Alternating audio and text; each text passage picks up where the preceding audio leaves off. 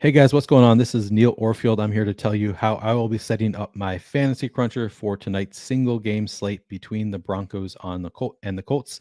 This is for FanDuel. I will start as I always do by making sure these columns look the way I want them to so I can see what I want in the middle of the screen. I just do that. I have a saved setting here. So I go to columns, quick views. I saved a quick view for showdown settings. I actually use this for every NFL slate that I do. It just shows my ownership projections and then how much I get of different players and the projection that I have here for them so that I can adjust as necessary if I want more or less of players relative to their ownership projections. That's all I do here. I guess I can go in right now and set a cap on all players in the MVP spot. In this game, I don't think that there is a slam dunk MVP. This is not a Lamar Jackson slate. I think that I will spread out my MVP exposures a little bit. So I'm going to set a cap here at 20%. And again, it's just for players in the MVP spot. Everybody else I have set to 100%. So I could theoretically get 100% of Russell Wilson or Melvin Gordon or anybody else in the flex spots.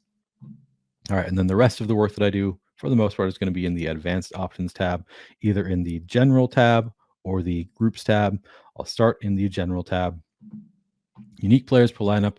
I'm making 150. I'm going to leave this at one unique player per lineup. I don't care if my lineups are one player apart from each other. If you're playing 20 or fewer, I would probably suggest changing that to two unique players per lineup. So your lineups are a little bit more diversified, but that's a personal preference. That's just what I would recommend. Team salary. I don't set a minimum salary. I do set a maximum salary as a way to get a little bit different. DraftKings players are priced by $500 increments. So, you can set this at a $500 interval. I like to leave a little bit of salary on the table. We'll say 59,000. So I'm leaving at least $1,000 on the table in every lineup that I make here, just as a way to avoid some of the most duplicated lineups. Oftentimes, those are going to be lineups that use the full $60,000 salary. So hopefully, at least with 59,000, I'm going to avoid the ones that are duplicated 300, 400 times where you're only going to make $1,000 back in a $2,000 first kind of contest. I'd rather take shots on lineups that have potential to make more money. Usually I leave more money on the table than this, but it's a personal preference. And generally, the more money you leave on the table, the less likely you are to actually win, but the more likely you are to make big money if you do win. And honestly, every lineup you make has a relatively low probability of winning. So I prefer to make lineups that are going to at least win big in the event that I do get lucky enough to win the slate. Offensive players versus defense. The default is set to max 2 players. I don't think there's necessarily a wrong option beyond 0 or 1. I wouldn't use 0 or 1. I want to at least have the possibility to have a couple players against my defense. I set it to max 4 players versus the defense. I think especially on FanDuel, it's viable just because you do need to have at least one player from each team in every lineup you make. And there are going to be weeks where one team's offense is a complete dud. They don't put up any fantasy points or not many fantasy points. And the defense maybe can still do well when the offense is faltering. The defense can still have sacks, get an interception, hopefully a pick six. They have a lot of different ways of scoring that don't require the offense to be any good. So I don't mind having 4 players from one team against just the defense on the other team. So I'm going to set that to max 4 players. Global exposure cap. I'm not going to press this now, but I've already gone over that. I have a 20% cap on every player in the MVP spot, 100% everywhere else. That's what I want it to be. Randomness, I'm going to use 50% randomness. Again, this is just about how much control you want over your lineups. The less randomness you use, the more control you have over what your lineups are going to look like. But I don't mind having a little bit of higher randomness and adjusting elsewhere with my groups and other ways to make sure my lineups still look the way I want them to. And then players from each team max. Again, it's set to 4, which is the max you can have from one team in a lineup. I'm perfectly fine getting to 4-to-1 onslaughts. I like 4-to-1 onslaughts, so I keep that at 4 players from each team max, and I would recommend you do the same. Hey guys, if you're a new Stokastic Plus Platinum or NFL user and want to give our NFL DFS tools a test run before purchasing, we have a great offer for you. Get access to all of our NFL DFS tools 100% free for 3 days. This includes full access to all the premium content and tools for NFL DFS that we have to offer on stokastic.com, including new tools such as our lineup generator and player compare, as well as player projections, ownership projections, top stacks, our boom bust tool, and so much more. Click the link in the description of this video below to join to activate your 3-day free trial now. Please note that Fantasy Cruncher is an add-on and is not included with this trial offer. I'm going to move to the groups tab and create a few groups that I like to make for FanDuel. Start with a Russell Wilson in the MVP spot.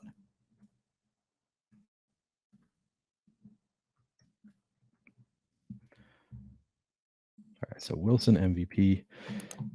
Russell Wilson in the MVP spot, I'm going to make my key player. He is the only key player here, so this group is entirely about lineups that have Russell Wilson in the MVP spot.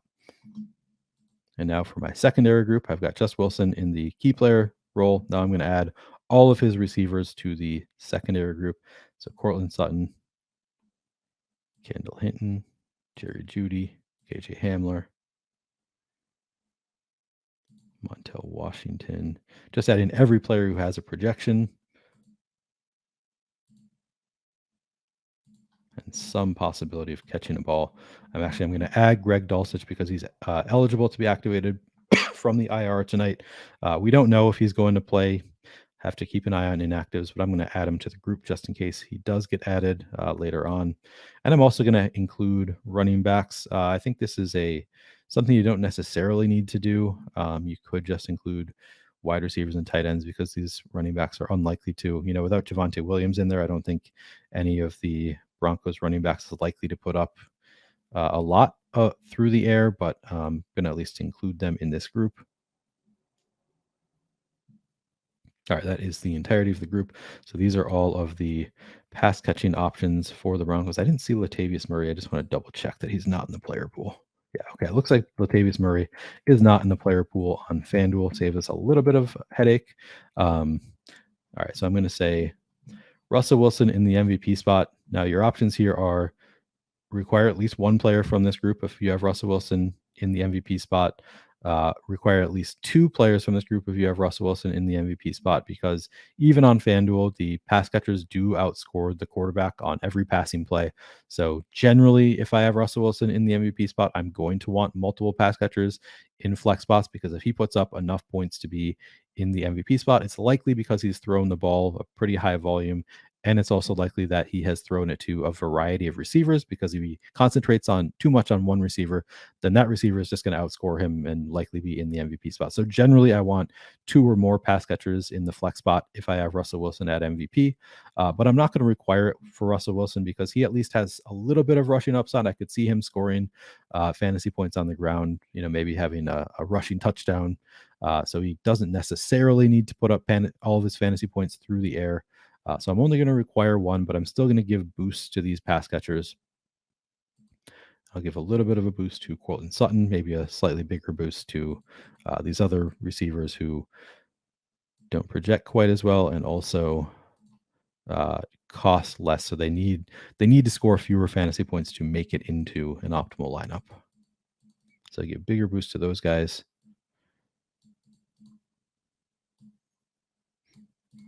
I don't want to give too big of a boost to Cortland Sutton just because he's going to need to put up a fair amount of fantasy points to make it into the optimal lineup. But he also can't outscore Russell Wilson. He is cheaper, so maybe I can give him almost a full boost there.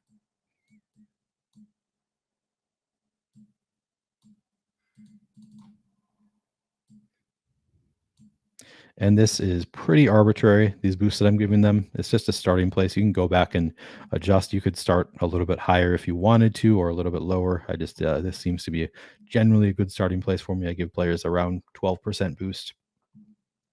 And then generally my lineups end up looking the way I want them to. I'm not going to give boost to these running backs. I don't think it's quite likely enough. I'd rather give boost to the receivers, but I'm including them in the pool. So I'm at least allowing for a lineup that has Russell Wilson in the MVP spot. And the only option of his pass catchers in the flex role is Melvin Gordon or Mike Boone. up to you if you want to include that. That might be a little bit of a thin play. I don't think I'm going to get to it a ton anyway, so I'm not a huge concern for me. But you know, I don't know that you necessarily need to include them in this group because they're not that likely. But maybe he throws one passing touchdown, it goes to Melvin Gordon. He makes one rushing touchdown. Wilson could be optimal with Melvin Gordon in a flex spot. I think it's at least within the range of outcomes, and it's not going to be very owned. So I'll allow it. I think that's all I'm going to do with this group. Going to have at least one of these players in every lineup that has Wilson in the MVP spot, and then these pass catchers are going to be more likely to be in those lineups. So oftentimes I'm going to have multiple Broncos pass catchers in lineups with Wilson in the MVP spot. All right, next group, I'm going to do the same thing with Matt Ryan.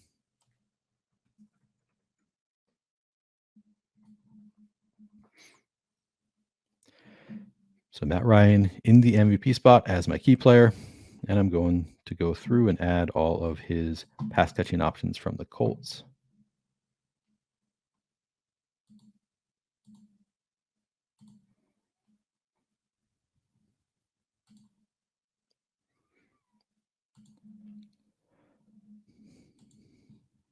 And once again, I am going to include running backs in this group.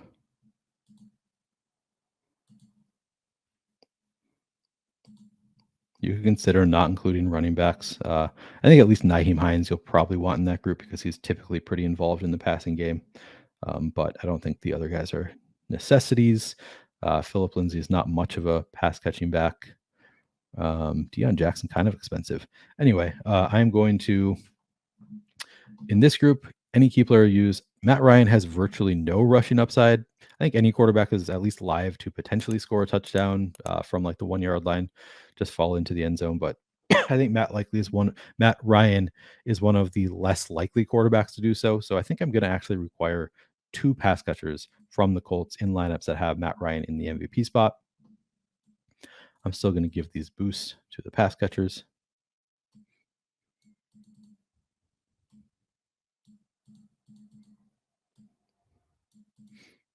Giving a full boost to Michael Pittman because he does not project as well as Courtland Sutton. And I think in general, I'd rather have him in a Matt Ryan MVP lineup than Courtland Sutton.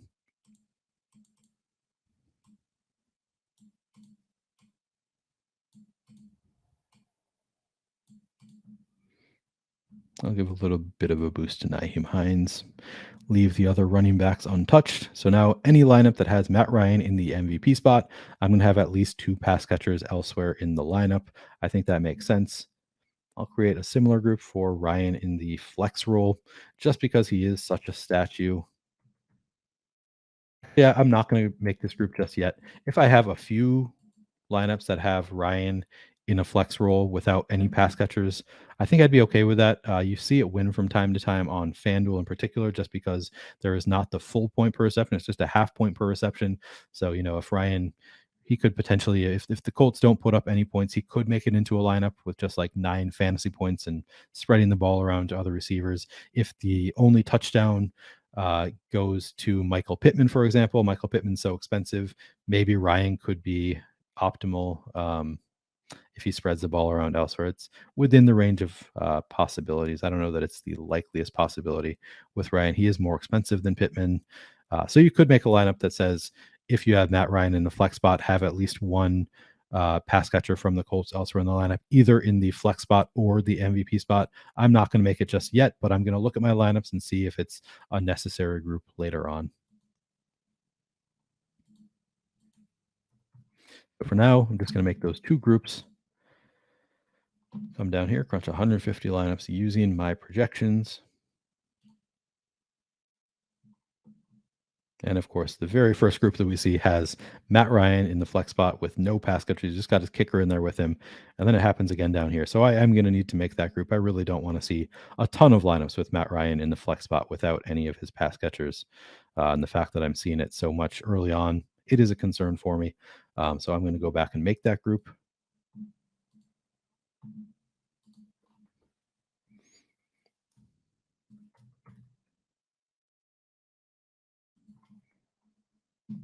So Ryan in the flex spot listed as quarterback, but this is just a flex spot as my key player.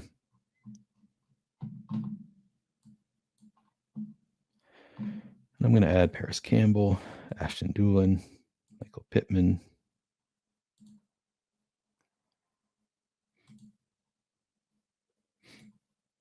I'm also generally a little bit looser with these groups than I would be if I were playing fewer lineups.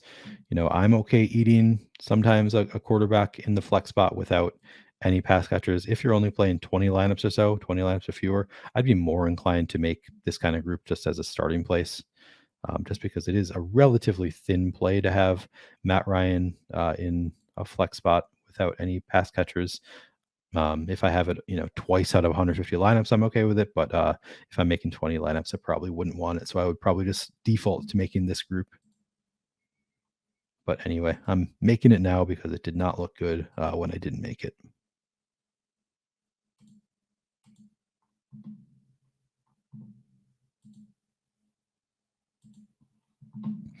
And on FanDuel, I don't have to worry as much about these players that just have like no projection and aren't going to make it into lineups in the MVP spot anyway, just because there is no salary multiplier. I added them anyway, but really don't need to add Jelani Woods to this group. He's not going to be in the MVP spot. Ashton Doolin, maybe I could, I guess, but pretty unlikely to make it into the MVP spot anyway. All right, I think I'm good with this group. So now I've added Matt Ryan. If Matt Ryan makes it into my lineup in the flex spot, I'm going to have at least one Colts pass catcher somewhere else in the lineup, which I like to see because Matt Ryan just does not do much on the ground. And again, every time he throws the ball, his receiver is going to score more points than him. So I think that I like to have at least one receiver in there in every lineup that has Matt Ryan in a flex spot. So that looks good. I'm going to keep that.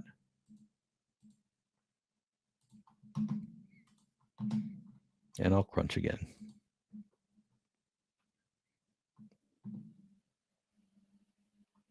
Now getting a lot more Nyheim Hines in the flex spot, which makes sense because I think he is the second, maybe third, probably the third highest projected Colts player. Guessing that Pittman projects better, but not as good point per dollar. All right, so now I have Matt Ryan in the flex spot with two running backs in there. I did include running backs in that group. It's up to you whether you want to. Again, I think I'm fine having Matt Ryan in a flex spot with just two running backs from the Colts. I think that at least Nyheim Hines in particular is live to score a receiving touchdown. Looks good. All right, I think I'm generally happy with the way my lineups are constructed. Every time I have Russell Wilson in the MVP spot, I have at least two. This one has 3 pass catching options. Looks good to me. Yeah, in general, I'm okay with these constructions. Chase McLaughlin in the MVP spot, I don't love that, but it's not something that I group out. It's going to be very low owned. It's also very unlikely to hit. So, this is the kind of lineup you could exclude. You could say you don't want to have Chase McLaughlin as your potential MVP. You could just remove him from your player set in the MVP spot. As long as I don't have a ton of it, maybe I'm okay with eating. If I have less, I have exactly one Chase McLaughlin MVP lineup. I think I'm okay with that. It's at least got enough likelihood. All right. And then I will go through and look at each individual tab, see how much I'm getting of various players in the MVP spot, getting a lot of Russell Wilson, getting a lot of Matt Ryan. That makes sense. They're 2 of the higher projected plays on the slate.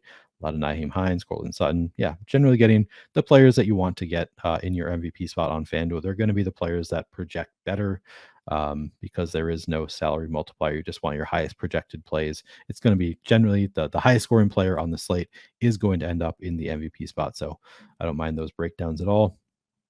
In the flex spot, not getting to much Matt Ryan at all. That kind of interests me. 21% Matt Ryan, well under the field. For now, I'm okay with that. Maybe I'll adjust later if I get to much lower than that.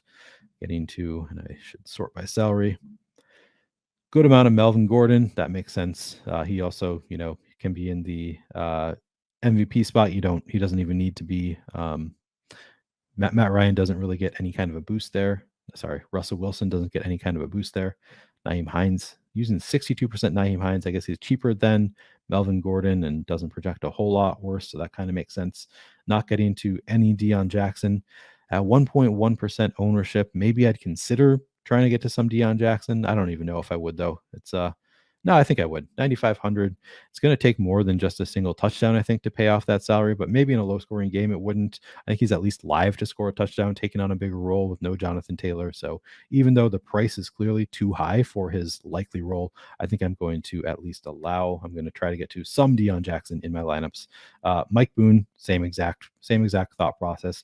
The ownership just isn't there. Actually, sorry, he's getting to 13.8%. So that is probably too high of ownership for Mike Boone. I'm not going to want to get to a whole ton of Mike Boone, but I consider, maybe I'll give a little bit of a boost. Maybe I'll give a boost to, make sure I get to more of Deion Jackson. He's maybe more interesting than Mike Boone just because of that ownership disparity.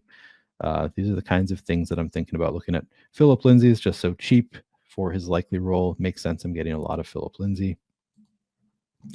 And I just go through position by position, looking at how much I'm getting of various players and whether I'm comfortable with it. Maybe I'd like to get a little bit more Michael Pittman, give him a little bit of a boost. And see, I just gave him a boost, but he still has a lower projection than Cortland Sutton. These are the things that I'm looking at. How do players project relative to other players at similar salaries? I have Pittman projected for fewer fantasy points than Cortland Sutton at a higher salary. So I'm still going to get to more of Cortland Sutton than Michael Pittman. But this will give me a little bit of a boost. Maybe I'll be more likely to get to some Michael Pittman lineups. And I would like to. I think he's probably the best option on the Colts. Alec Pierce getting 10% ownership. I'm getting 7.3. Whatever. Maybe I'll give a little bit of a boost there. Paris Campbell's an interesting play at 5%. I'm going to try and get to above the field on Paris Campbell. I'm certain. KJ Hamler, same kind of a boat. I think that he's got that upside for a big splash play to pay off that $7,000 salary, especially if Kendall Hinton is not signed to the active roster. Then KJ Hamler becomes even more interesting. I don't think that has happened yet. Kendall Hinton cannot play in this game unless he is signed to the active roster. So we'll see before game time whether that happens. For now, at least I'm including him in my player pool. He's going to look good if he is active. Ashton Doolin. Currently, I could not get to because I have my minimum projection set at 3 points. I can't get to any player in my player pool right now who projects for fewer than 3 fantasy points. So I'll give him a little bit of a boost, maybe get to some Doolin.